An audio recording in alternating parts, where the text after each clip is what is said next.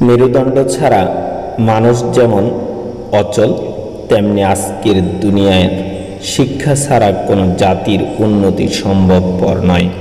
শিক্ষাবিহীন সমাজ ও রাষ্ট্র মেরুদণ্ডহীন মানুষ সম।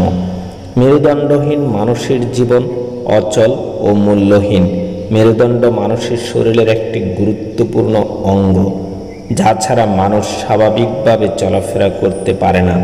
মেরুদণ্ড না থাকলে মানুষকে চলাফেরা করতে হতো পশুর মতো হামাগুড়ি দিয়ে, যে একটি বড় পদার্থে পরিণত হতো।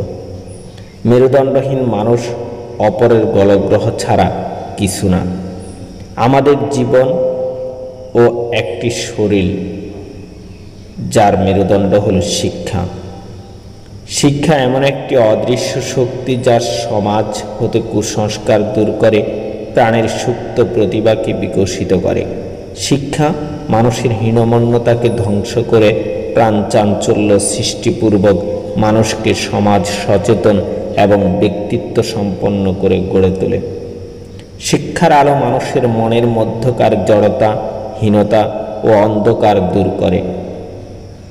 অজ্ঞতার অন্ধকার মানুষকে ধ্বংস করে, জাতিকে করে অন্ধ। তাই জনৈক মনীষী বলেছেন, কোনো জাতিকে ধ্বংস করতে হলে সে জাতির শিক্ষা ব্যবস্থাকে ধ্বংস করে দাও। একমাত্র শিক্ষাই একটি জাতির কাঠামোকে শক্তিশালী ও মজবুত করে গড়ে তোলে।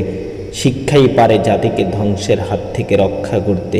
সুতরাং শিক্ষাই জাতির মেরুদণ্ড। এই পরম সত্যকে স্বীকার করা আবশ্যক।